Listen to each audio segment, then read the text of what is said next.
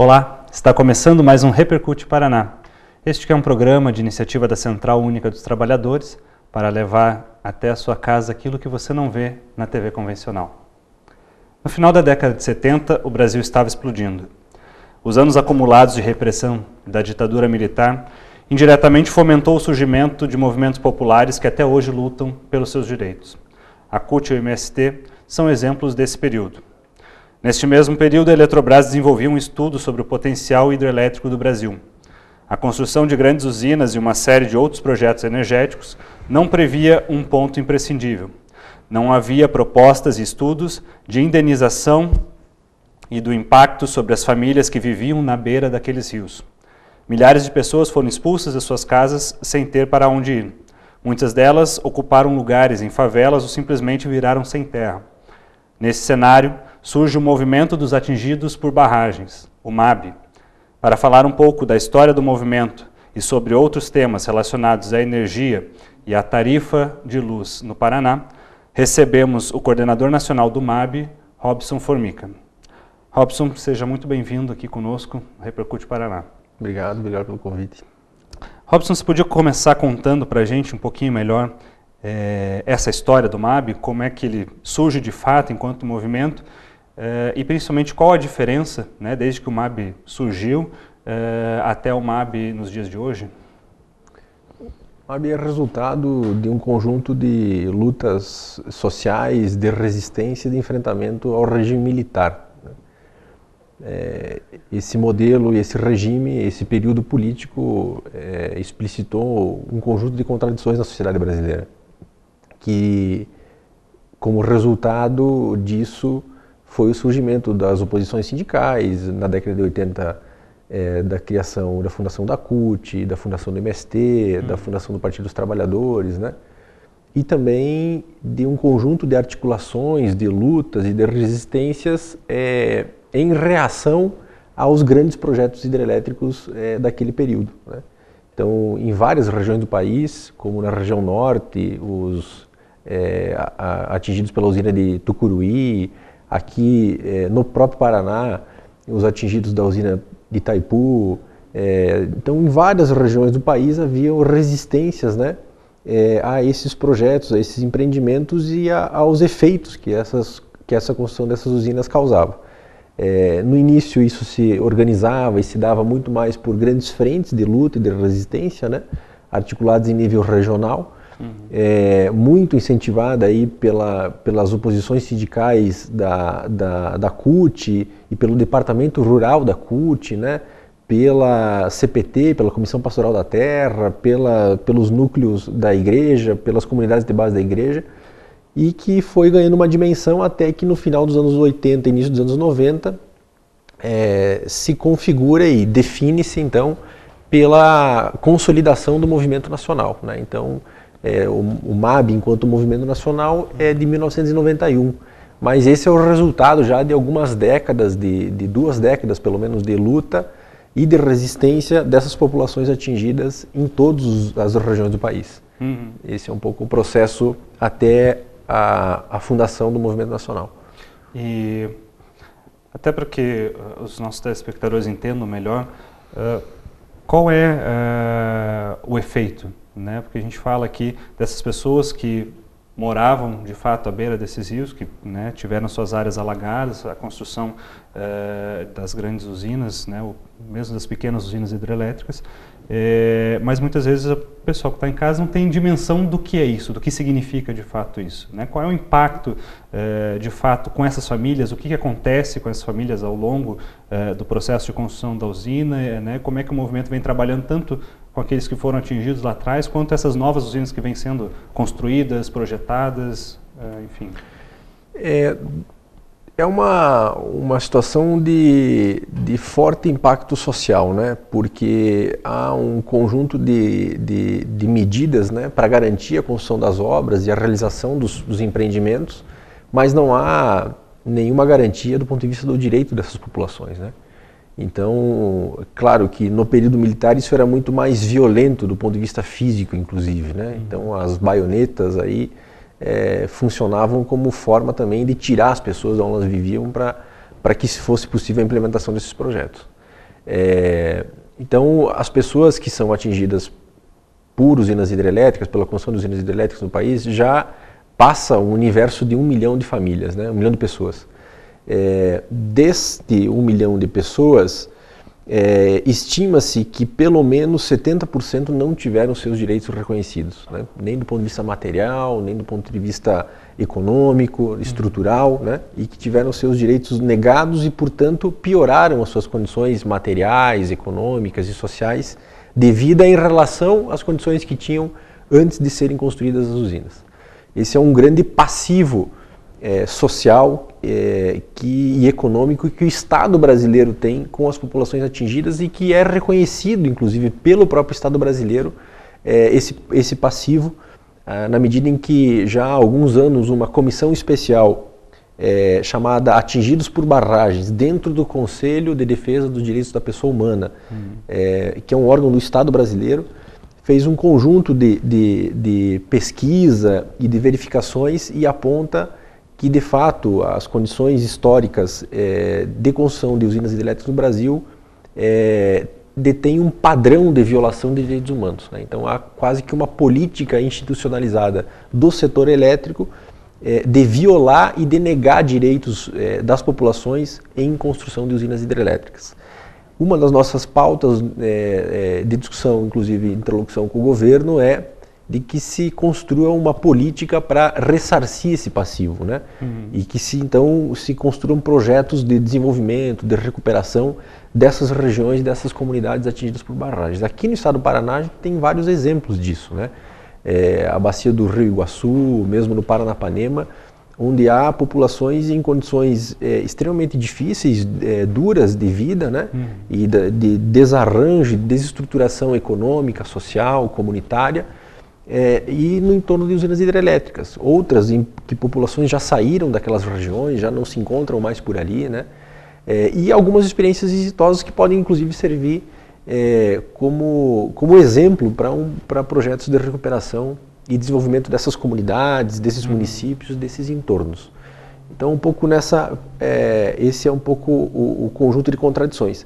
Essa comissão apresentou 16 violações sistemáticas, né, o que ocorrem na construção de usinas. Dentre elas, a negação do direito à moradia, à educação, à saúde, a melhoria contínua das condições de vida, a indenizações justas, o direito à terra, ao trabalho. Então, há um conjunto, as populações mais vulneráveis, como mulheres, crianças, portadores de alguma necessidade especial. Então, há um conjunto de elementos que reforçam a denúncia histórica que o movimento vem fazendo. O movimento também a realidade vai impondo alguns desafios e novos desafios, né?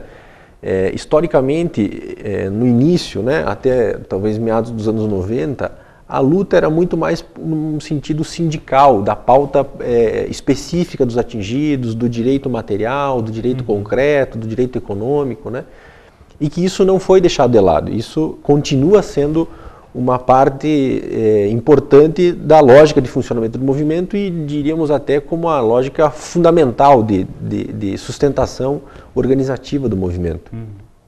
Mas que com o passar dos anos, e especialmente a partir dos anos 90, com o processo de privatização no setor elétrico, é notório e o movimento começa a perceber esse movimento político existente na sociedade e na economia, e a partir disso então vai estabelecendo novas estratégias, que é também o debate sobre o modelo energético, né? Não é necessariamente só a condição de negação de direito de uma família que é atingida por barragem, ela está estritamente vinculada e ligada a este modelo energético que vigora, que está organizado a partir do processo de privatizações do Brasil, em que coloca a energia não mais como um bem público ou como um serviço público para atender às necessidades da população, para melhorar a qualidade de vida das pessoas, ou para atender às necessidades produtivas, setoriais, industriais da sociedade e da economia brasileira. E sim, a energia, a partir desse momento, passa e se transforma também em uma mercadoria, né? E aí, a partir disso, tem e desencadeia toda uma lógica que privilegia as grandes corporações, os grandes grupos privados e intensifica essa lógica de violação de direitos e denegação de direitos às populações que são atingidas pela construção das usinas. Isso, assim, falando, né, óbvio que majoritariamente de comunidades atingidas, né, que eventualmente, inclusive, recebem, né, quando conquistam esse direito, recebem a indenização, né, recebem o valor, se deslocam para outras regiões, para municípios vizinhos, né, para outras cidades. Mas e quando a gente fala, por exemplo, de comunidades de populações tradicionais, de populações indígenas, né, atingidas por esse processo, como, por exemplo, a usina de Belo Monte e outras discussões nesse sentido, como é que o movimento, né, enxerga essa questão mais específica dessas populações? Então, ainda falando um pouco de maneira geral, para a gente poder tentar compreender as questões das especificidades, não há no Brasil uma lei que garanta os direitos das populações atingidas por hidrelétricas, né? O que existe é um decreto ainda dos anos 30 ou 40, que determina a indenização justa e prévia para as populações que são obrigadas e forçadas a abandonar os lugares onde vivem.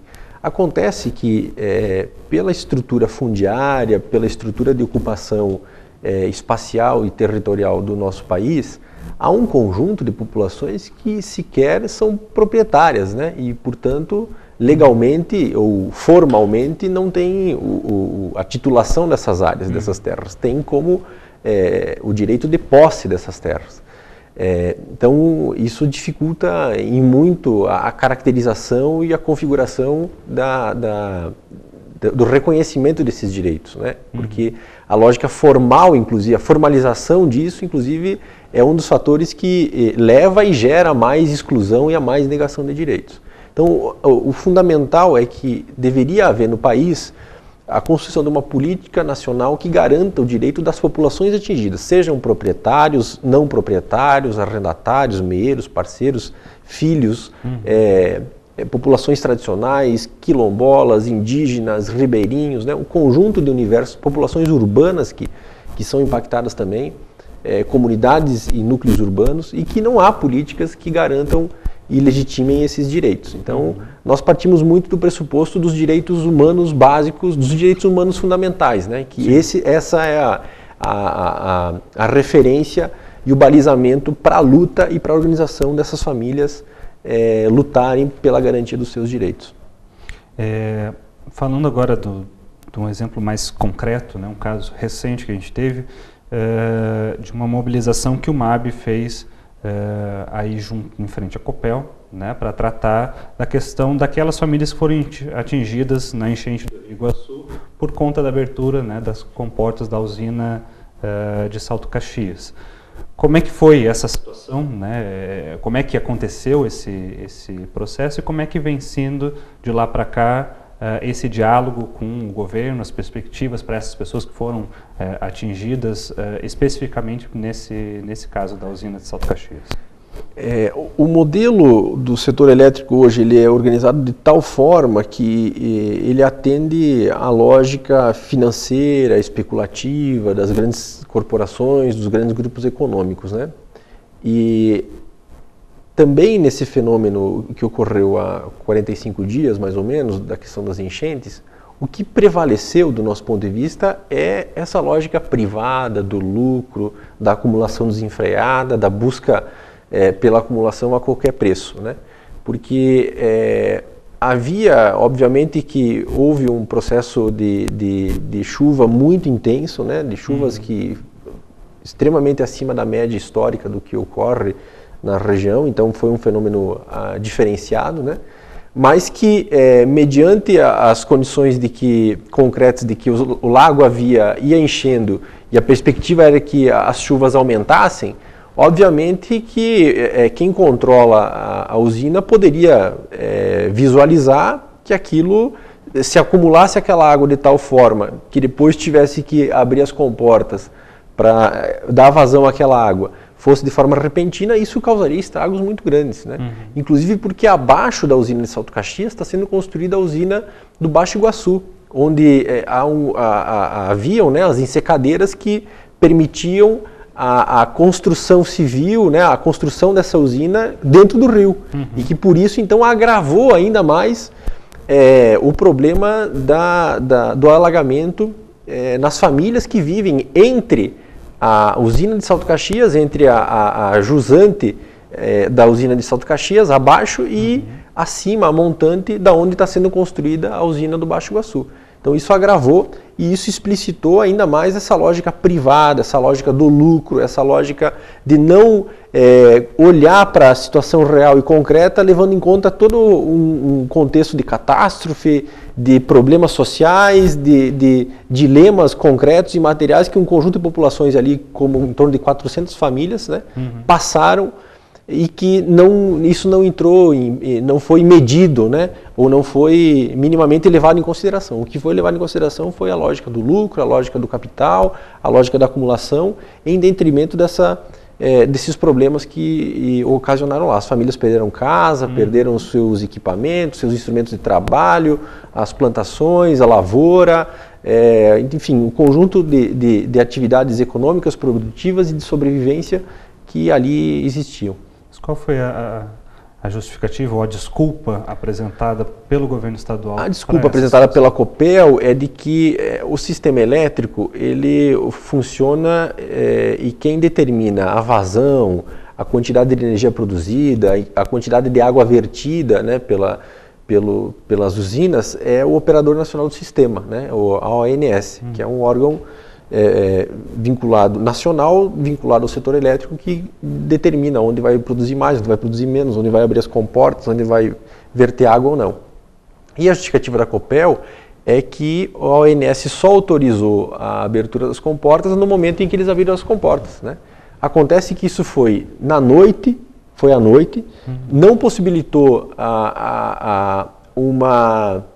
um aviso prévio, minimamente que desse condições da Defesa Civil preparar essas famílias, preparar essas comunidades que seriam impactadas para minimamente se abrigarem, retirarem alguns pertences, né? Minimamente se precaverem, se prevenirem desse problema das cheias. Sim. E que isso foi de uma hora para outra, na noite, né? Da noite de sexta para sábado, de sábado para domingo. E que, então, portanto, a Copel tenta se eximir dizendo que o Operador Nacional do Sistema que não havia autorizado antes. A questão é, será que a Copel avisou o Operador Nacional do Sistema desse problema? Será que a Copel não tinha uma noção real e objetiva da catástrofe que isso ocasionaria e que ocasionou para um conjunto de famílias que estão há 45 dias sem nenhuma resposta concreta dos seus problemas, de onde vão viver, de como é que vão reconstruir suas casas, de quem é que vai indenizar e reparar esses danos? Então mostra a perversidade e a negligência dessa gestão da Copel também nesse sentido, né? Essa, infelizmente, parece que é uma questão que vai ficar no ar e vai ficar sem resposta, né, pela forma como a gente vê que o diálogo vem sendo conduzido. A gente vai fazer um breve intervalo e depois a gente retoma, especificamente falando da Copel, da questão da tarifa, da energia, enfim, repercute, volta já.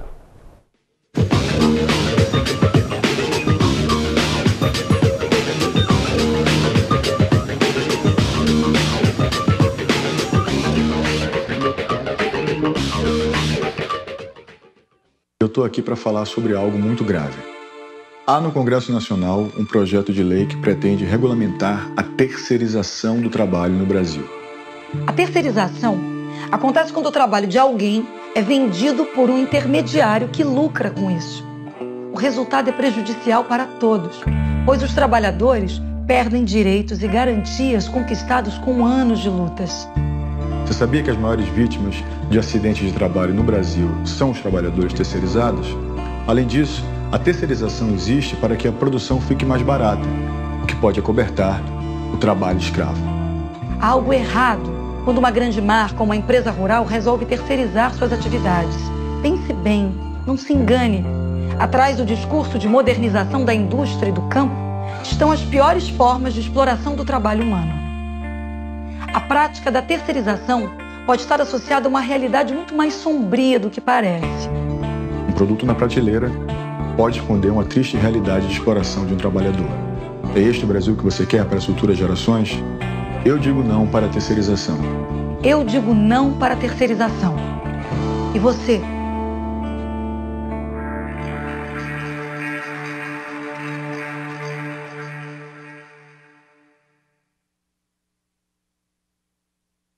De mim, Cristina. E por favor, me aceite. E antes do que imagina, vai ter a sua... Ô pai, que horas começa o futebol? Não era às 9? Antigamente era às 9, mas agora é depois da novela. Novela? Por quê? Porque a emissora da novela vai transmitir a partida e ela determina que o jogo comece depois da novela. Que absurdo, pai! Estou ficando com sono. Por que essa emissora determina uma coisa que não é da conta dela? A emissora que corte a novela.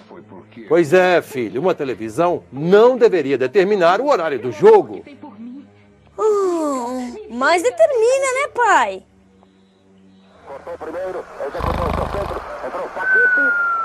A concessão de canal de televisão é pública. Uma emissora de TV deveria servir ao interesse de todos e não o contrário. Por isso quero falar também.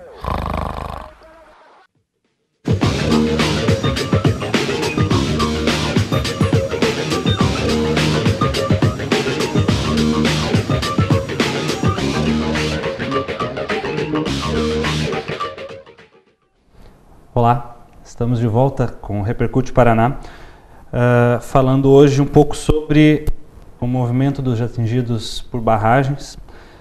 Robson, no bloco anterior a gente estava falando aí especificamente desse episódio da usina hidrelétrica de Salto Caxias, mas recentemente a Copel também esteve nos noticiários por conta do anúncio, né, do aumento da tarifa de energia elétrica em 35% que havia sido proposto pelo governo Beto Richa. O MAB foi um dos movimentos que encabeçou, né, a luta contra esse reajuste, que depois das mobilizações acabou sendo reduzido e né, foi fechado um patamar de 24%. Alguns outros estados, também governados pelo PSDB, seguiram o mesmo exemplo, né, de reajustes nesses patamares. Dá para dizer que isso tudo se deve a uma opção política desses estados, desses governos, de não renovar as concessões da energia elétrica que haviam sido encaminhadas pelo governo federal em 2012? Ou não tem nada a ver uma coisa com a outra? Dá para afirmar. Essa é a grande causa do aumento das tarifas em todo o país, não só no estado do Paraná, mas também aqui. A gente falava lá no primeiro bloco, no início, de que com as privatizações o caráter da estrutura da indústria elétrica e energética do Brasil muda, né? Deixa de ser um bem público, um serviço público, e passa a ser uma mercadoria para atender os interesses, especialmente do mercado financeiro, dos grandes capitais transnacionais. Aqui também essa lógica é a que vigora e por isso que isso ocorre.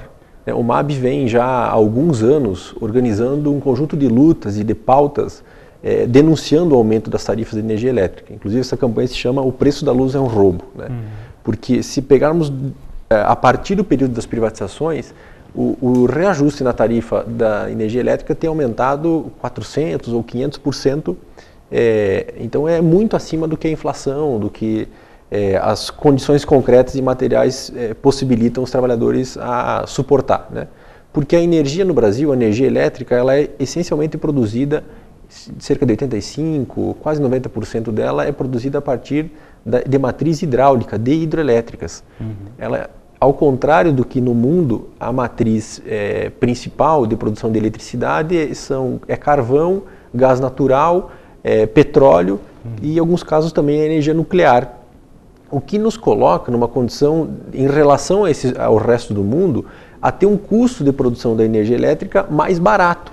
Acontece que com o processo de privatização, a energia não é mais vendida para nós, para os trabalhadores, para a indústria, para o comércio, tendo como medida ou como elemento de formação do preço o seu custo real de produção. O que baliza a formação e o tabelamento dos preços é o preço da energia no mercado internacional. Ou seja, nós produzimos energia barata, nós produzimos energia hidráulica e pagamos por essa energia como se ela fosse energia de carvão, de petróleo, de gás ou de nuclear. Então isso permite aos donos de hidrelétricas, às empresas que controlam a geração hidráulica no Brasil uma taxa de lucro extraordinária em relação às outras empresas ou os outros capitalistas donos que controlam a produção de energia elétrica no mundo. Então, por isso que é tão disputada a construção, o acesso e o controle de barragens e de hidrelétricas no Brasil. Portanto, o que aconteceu agora, nesse último período, com o aumento das tarifas, reforça esse sentido e essa lógica. Na medida em que o governo brasileiro, o governo federal, por uma medida acertada e correta, né, e aí o movimento não tem nenhum problema em reconhecer isso, porque nós, inclusive, compreendemos que a autonomia ela está vinculada à capacidade de poder reconhecer os acertos e de fazer a crítica aos equívocos, onde o governo federal acertou ao antecipar a renovação de cerca de 30% da geração que estava vencendo a concessão entre 2014 e 2017, ou 2019, tendo como condição uma redução do preço. Porque o grande custo da energia hidráulica é o investimento para construir a barragem, né, o barramento.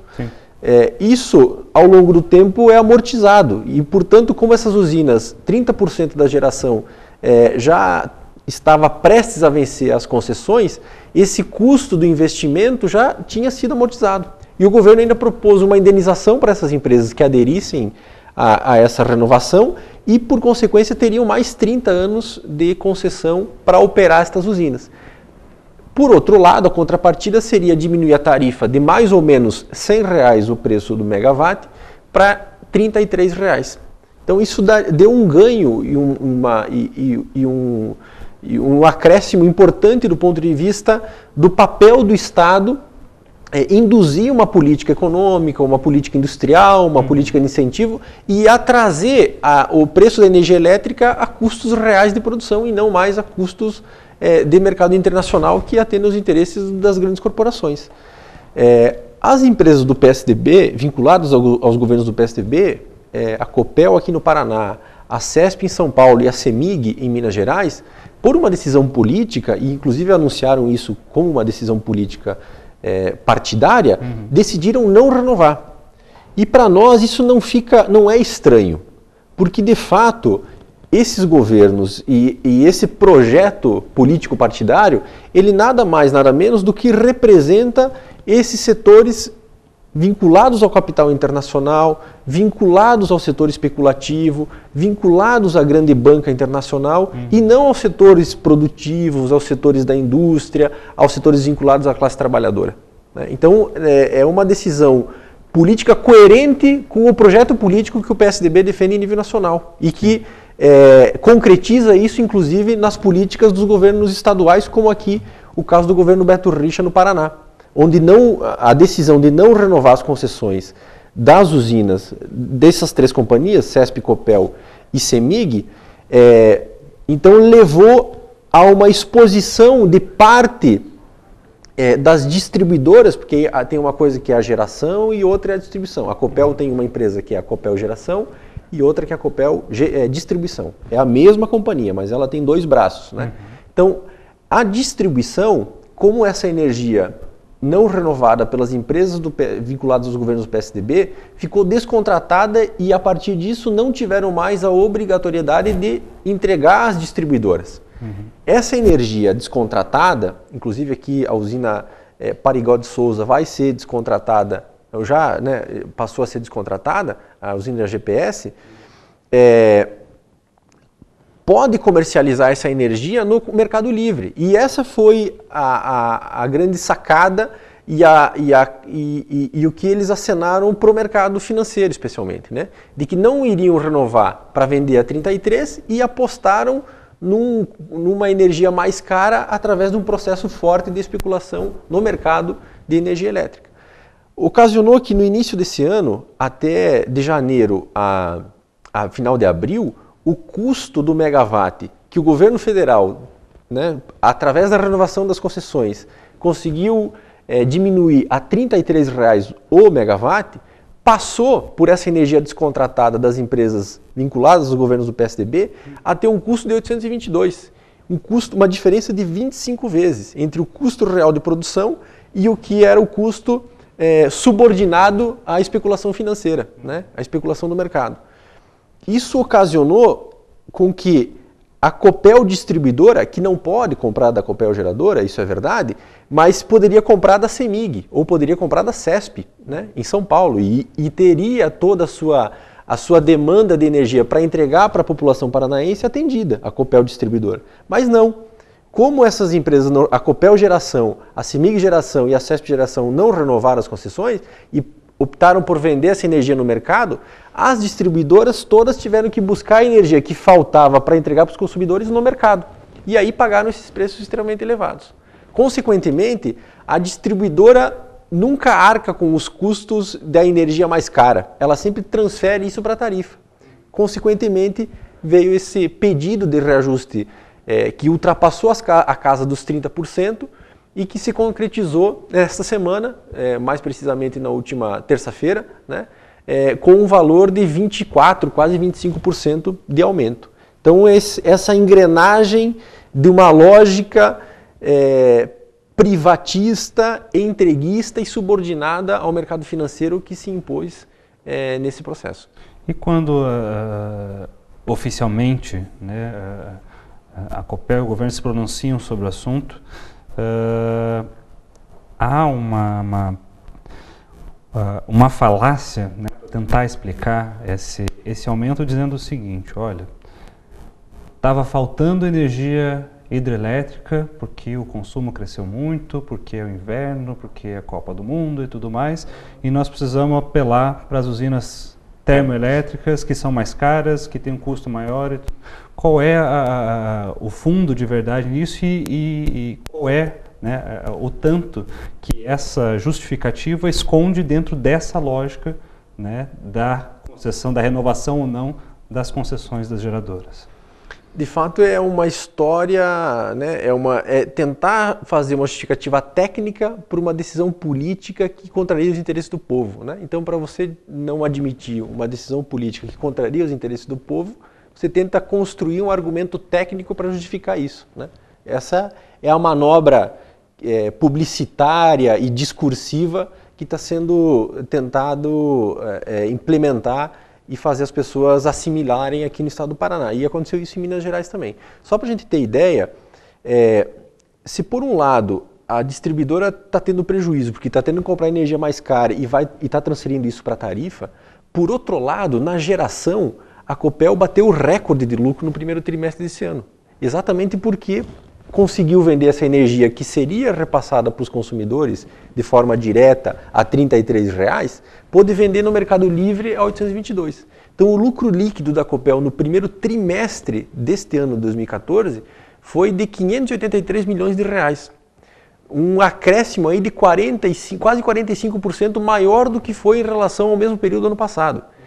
E não por coincidência, as outras empresas vinculadas aos governos estaduais do PSDB tiveram aumentos da mesma proporção ou em proporção maior. A CESP em São Paulo, nesse período, teve um incremento, um lucro maior em relação a 2013 de 150%. A CEMIG em Minas teve um lucro no primeiro trimestre desse ano 44% maior do que foi o lucro em relação a 2013 também. Então mostra que isso tem uma lógica arquitetada, articulada, bem pensada para favorecer essas empresas. Mas não é para favorecer as empresas, é para favorecer o mercado financeiro. Porque no caso da Copel, 31% das ações não está sob controle do governo do estado, está sob controle do mercado financeiro. E aí também vem um outro agravante, que é a transferência em dividendos do lucro líquido que a Copel obtém para os seus acionistas. Então, saiu no ano de 2010, 2011, de 25% do lucro líquido transformado em dividendos para distribuir para os acionistas, para distribuir para o mercado financeiro, para 35% no governo Richa e agora para 50%. No final do ano passado, a Copel distribuiu em dividendos para os seus acionistas, para o mercado financeiro, 500 milhões de reais. 50% do lucro líquido, desculpe. Como no primeiro trimestre desse ano o lucro líquido foi 500 milhões de reais, metade disso será transferido para o mercado financeiro, como lucros e dividendos. Então, há toda uma lógica de privilegiar os setores especulativos, os setores rentistas, né? O mercado financeiro e não a produção. né? Porque não há uma estratégia de que as empresas públicas cumpram um papel importante no estímulo ao crescimento econômico, à produção, ao desenvolvimento industrial, né? Ao contrário disso, há uma estratégia de que essas empresas se subordinem cada vez mais às bolsas de valores, ao mercado de ações, à especulação financeira. Um pouco essa é a perspectiva. Então a gente pode atribuir a esse movimento de pressão popular esse recuo do governo do Estado no índice de majoração da tarifa. Quer dizer, não foi bondade alguma do governo reduzir de 35% para 25% o reajuste. Há uma luta, né, houve uma luta de resistência contra esse aumento, e você acha que essa pressão popular foi de fato o que fez com que o Estado voltasse Nós acreditamos que sim, porque a forma como as coisas se colocaram no dia em que foi anunciado a possibilidade do reajuste foi muito, no mínimo, estranha, né? O governador do Estado comunicou que estava surpreso com aquela decisão porque ele não tinha conhecimento. Ora, como não tinha conhecimento? A Copel é uma empresa subordinada ao governo do Estado. Quem nomeia o presidente da Copel é o governador do Estado do Paraná. Portanto, há uma ligação direta e uma relação, inclusive político-partidária, de confiança pessoal entre o governador do Estado e o presidente da Copel. Minimamente deve haver isso. Senão o presidente da Copel não seria o que está lá, né? Devia ser outra pessoa, talvez, não sei. Não são os trabalhadores que indicam, né? Lamentavelmente. A Copel apresentou uma planilha dos seus custos para a ANEEL e pediu 33% de reajuste. A Copel, a ANEEL, a Agência Nacional de Energia Elétrica, avaliou aquela planilha e disse, olha, mediante a apresentação dessas informações, vocês têm o direito, a possibilidade de reajustar a tarifa em até 34%. E devolveu isso para a Copel tomar a decisão de quanto ia ser o reajuste. Se a Copel optasse por uma decisão política de não fazer ou de não reajustar a tarifa, a ANEEL não interviria nisso, né? A ANEEL diz, olha, vocês podem reajustar até 34%.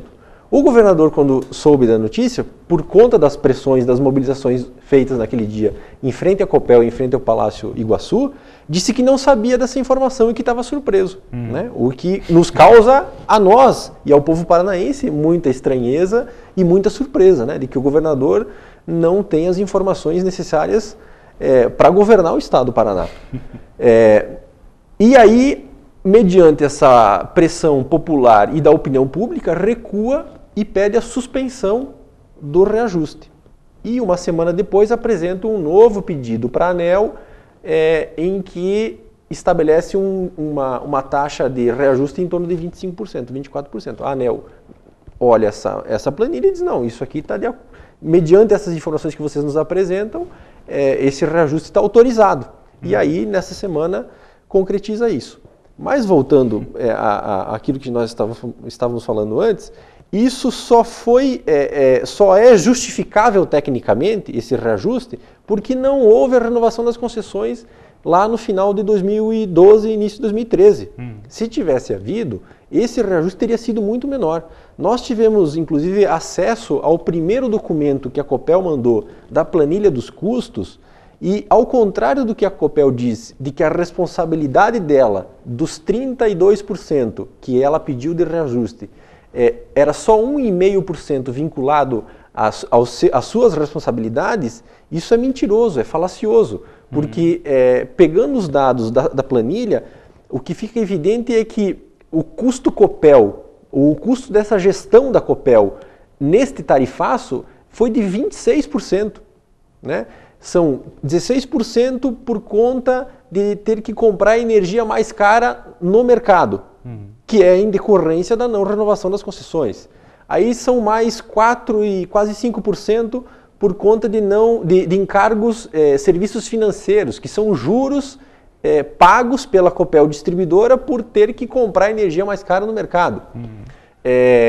E um terceiro que é a parcela do reajuste do ano passado, que ficou pendurado para esse ano, que dá em torno de 5% também, né? Então, somando esses três fatores, energia mais cara, custos financeiros e parte do reajuste do ano passado que não foi feito por conta das pressões das mobilizações de junho do ano passado, e que ficou para esse ano, isso totaliza 26%. Então, se pegar os outros 8%, é a inflação e mais algumas questões residuais que chegariam aos 32%. Mas o grosso, né, esses 25% que está sendo reajustado agora, essencialmente é um custo gestão rixa na Copel. Essa que é a verdade. Nós vamos fazer mais um breve intervalo, depois voltamos para fechar esse assunto. Repercute, volta já.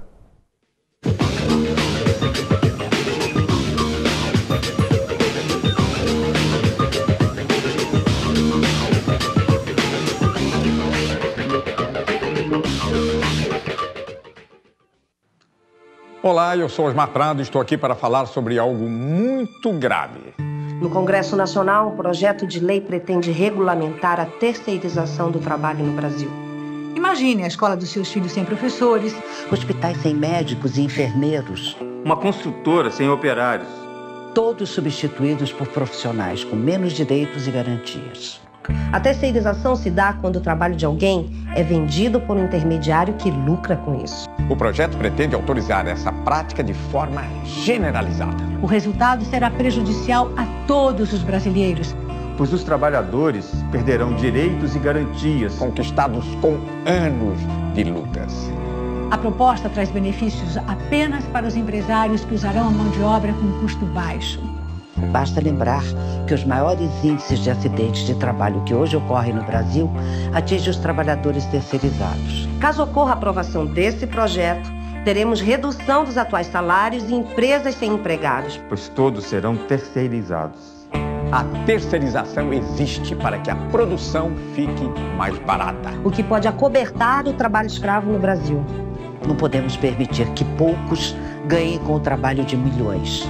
Esse é o Brasil que você quer para as futuras gerações? Eu digo não. Eu digo não. Eu digo não. Não para a terceirização do trabalho. E você?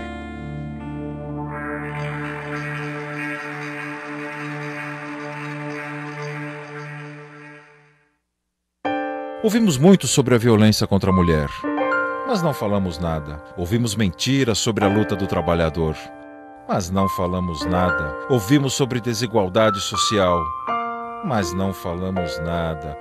Ouvimos sobre a falta de democracia nos meios de comunicação, mas não falamos nada. Ouvimos muito e não podemos falar. Espera aí, eu também quero falar. Comunicação para todos. Quero falar também.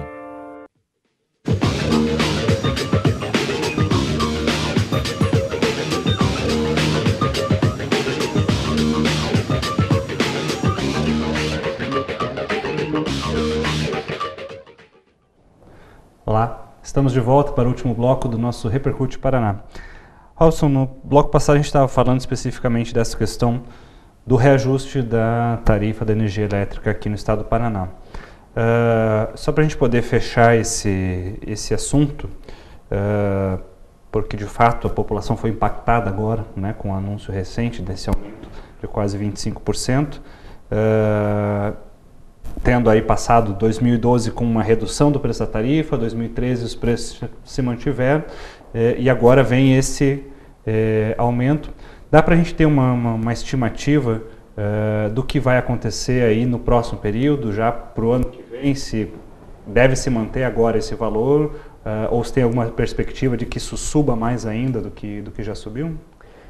Lamentavelmente, as consequências desastrosas dessa gestão na Copel dos últimos 4 anos, ela, além de passar esses 4 anos cometendo um conjunto de equívocos do nosso ponto de vista, ela ainda vai proporcionar e ocasionar um custo para o próximo governo ou para a próxima gestão, né?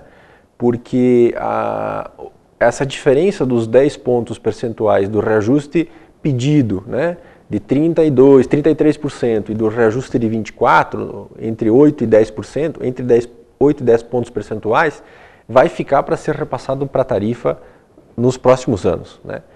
E também por conta da não renovação das concessões do final de 2012 e início de 2013, a Copel teve que contratar energia num leilão que o governo federal chamou às pressas para desafogar as distribuidoras, porque senão o aumento teria sido ainda maior, a Copel comprou energia a um valor quase que 2 vezes maior do que era o preço médio dos últimos anos. Então, a diferença dos 4 primeiros meses desse ano está na tarifa de agora. Agora, a diferença dos próximos 12 meses vai vir na próxima tarifa. E aí deve ser um aumento na casa dos 30% mais uma vez.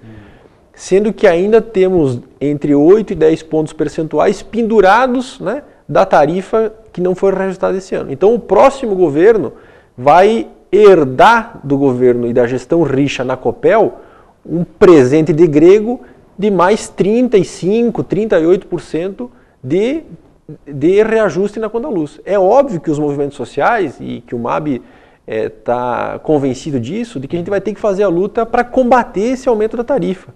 Porque esse aumento da tarifa é para responder e para atender os interesses dos acionistas privados, do mercado financeiro, das bolsas de valores de São Paulo e de Nova York, e não aos interesses da população paranaense.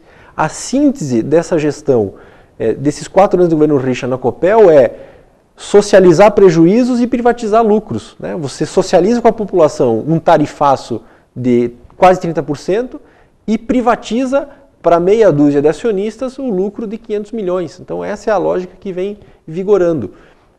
Também de que o argumento de que o acionamento das térmicas é que levou a esse encarecimento não é verdadeiro, né? Porque no leilão do final de abril, o preço da energia térmica ficou abaixo do preço da energia hidráulica, que foi onde a Copel teve que contratar para suprir a demanda. Então, mais uma vez, há um conjunto de justificativas técnicas, né, para tentar convencer o povo dos equívocos políticos que vem sendo tomado à frente, lamentavelmente, da Companhia Paranaense de Energia Elétrica, uma empresa tão importante para alavancar e para impulsionar o desenvolvimento econômico e social do Estado do Paraná e do povo paranaense. Fechando esse ponto, então, só para ressaltar, se dá para dizer que não houve o impacto, então, do custo da compra da energia termoelétrica, é possível dizer que houve um impacto por conta da falta das chuvas, por exemplo?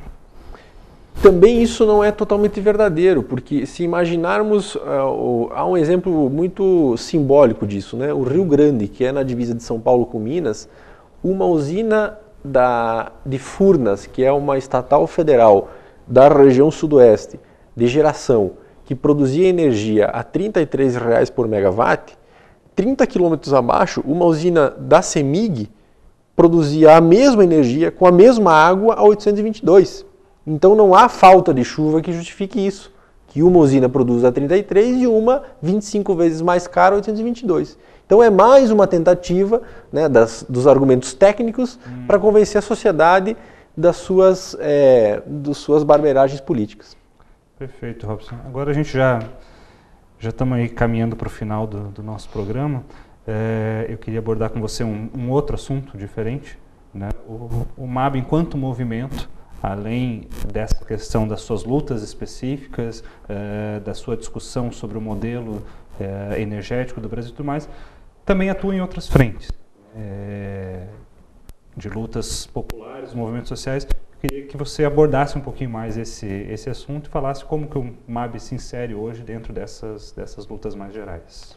A gente tem se somado num conjunto de luta dos trabalhadores, dos movimentos sociais, do movimento sindical, né, dos instrumentos e das ferramentas de organização e luta dos trabalhadores no Brasil. Então, a luta pela democratização dos meios de comunicação, a luta por uma constituinte soberana do sistema político e por uma reforma profunda desse sistema político, né, a luta por uma reforma tributária que permita com que os que ganham menos paguem menos e os que ganhem mais paguem mais, né, a luta por um novo modelo energético, e aí a gente tem um debate, um acúmulo e uma construção que se chama Plataforma Operário Camponesa para a Energia, junto com os petroleiros, com os eletricitários, com os engenheiros. Inclusive agora no dia 20 e 21 de agosto vamos fazer um seminário regional da região sul em Florianópolis, aproveitar para convidar os telespectadores aí para os petroleiros, engenheiros, eletricitários, IMAB, que estão construindo esse processo, para a gente, de fato, poder avançar nas transformações, avançar naquilo que a gente já conquistou e nesse processo de transição para um país cada vez mais soberano, mais vinculado às necessidades do povo brasileiro e cada vez menos vinculados a esses interesses dos grandes grupos econômicos, do monopólio da mídia, das oligarquias locais e regionais, né, desse aparato que oprime e que explora a sociedade brasileira, independente da vontade e dos avanços que a gente tem conseguido nos últimos 12 anos. Né? Então, nos somamos aí um conjunto de lutas que tem a perspectiva de avançar e aprofundar as transformações. Só para os nossos telespectadores terem uma ideia, vamos passar um vídeo agora, um exemplo de um material produzido pelo MAB nesse sentido da luta pela democratização da comunicação no Brasil. Confira com a gente. O MST e a Via Campesina promovem um dia de invasões e depredações pelo país. O movimento dos atingidos por barragens faz vários protestos. Invadiram também parte da usina de Xingó, no sertão de Sergipe. Democratize, democratize, já democratize a comunicação. Democratize, democratize, já democratize a comunicação. Cerca de 500 manifestantes invadiram hoje de manhã a sala de controle da usina de Sobradinho. A Chesf declarou que lamenta esse tipo de atitude. No meio da tarde, os integrantes dos movimentos sociais deixaram a usina de Sobradinho. Militantes de movimentos radicais promoveram invasões, bloqueios, depredações e atos de vandalismo em 13 estados brasileiros. Democratize, democratize, já democratize a comunicação. Democratize, democratize, já democratize a comunicação. Já cansou. Perde um apoio essencial que é o da opinião pública. O agronegócio, as grandes lavouras, a mecanização e a informática no campo trouxeram a riqueza do país, o superávit comercial, o equilíbrio do balanço de pagamentos, o pagamento da dívida externa. E o MST ficou anacrônico a praticar ilegalidades. Atacando a Vale, uma das maiores mineradoras do mundo e que devia ser um orgulho do governo. Democratize, democratize, já democratize a comunicação. Você democratize, democratize, já democratize a comunicação. Democratize, democratize, já democratize a comunicação. Eu quero ouvir a voz do povo na televisão. Tem que acabar com o monopólio da informação. Eu quero ouvir a voz do povo na televisão. Tem que acabar com o monopólio da informação. Democratize, democratize, já democratize a comunicação. Democratize, democratize, já democratize a comunicação. Mas se eu só tenho a cartolina aqui na minha mão, eu vou postar no Facebook pra toda a nação. Mas se eu só tenho a cartolina aqui na minha mão, eu vou postar no Facebook pra toda a nação. Democratize, democratize, já democratize a comunicação. Democratize, democratize, já democratize a comunicação. Democratize, democratize, já democratize a comunicação. Democratizemos a mídia, socializemos a informação. Democratizemos a mídia, socializemos a informação.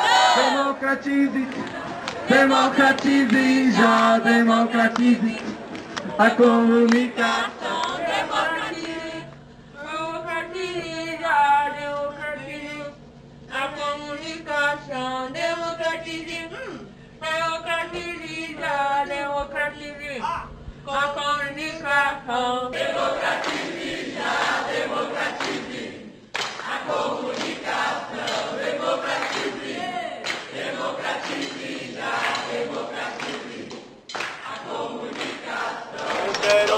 a voz do povo na televisão. Tem que acabar com o monopólio da informação. Eu quero ouvir a voz do povo na televisão. Tem que acabar com o monopólio da informação. Mas eu só tenho a cartolina aqui na minha mão. Tem que acabar com o monopólio da informação. Esse é um exemplo, né, Robson, entre tantos outros materiais que o MAB vem produzindo.